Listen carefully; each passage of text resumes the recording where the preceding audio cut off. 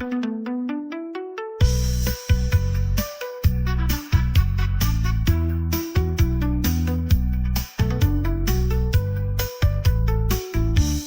សរ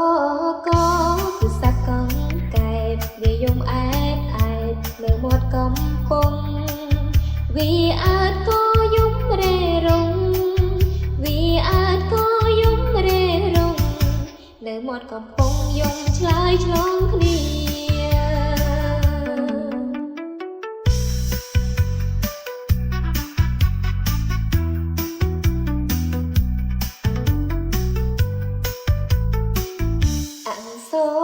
ខគឺជាព្រះខែព្រះខ្ពស់គូស្នេហ៍ពណ៌ស្រស់ស្រទន់ខែអើយខែល្អមានមុនខែអើយខែល្អមានមុនគួរឲ្យគយគន់នាពេលរាត្រី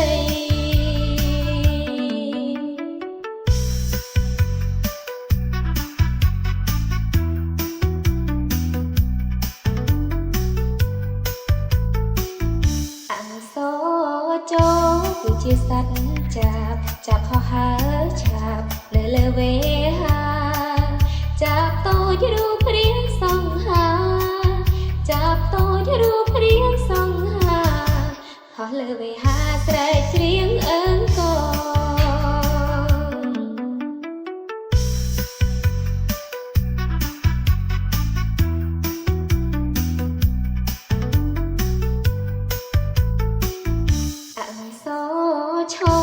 គឺជាសត្វឆ្មាវាដើរឆ្លេឆ្លាខិតខំសំឡឹង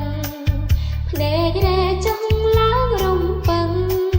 ភ្នែករែចង់ឡើងរំពឹងខិតខំសំឡឹងព្រោះឃ្លានត្រីអាំង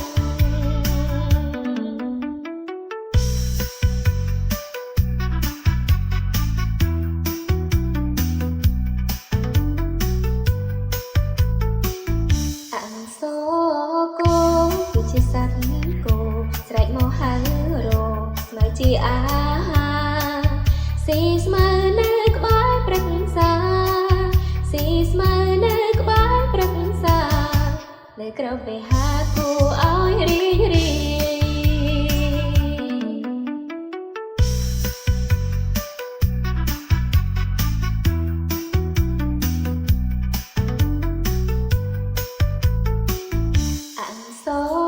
ចូលគឺជាសត្វជ្រូកវាយំអ៊ូអ៊ូរៀងវាកន់ធាត់មុខកន់ថប់ឈ្មោះដីមាត់មុខកន់ថប់ឈ្មោះដីមាត់ពេលឃ្លានអាងមាត់ស្រែកលឺអ៊ូអ៊ូ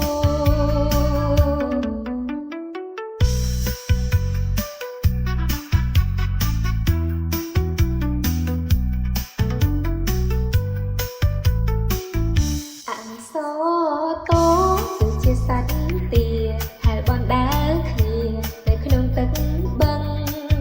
ហែលផងច្រៀងផងត្រហឹង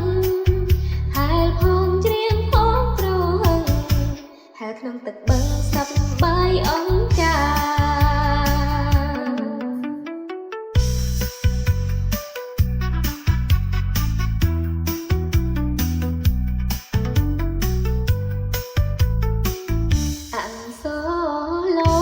គឺជាសត្វលាស្រែកហៅគ្នា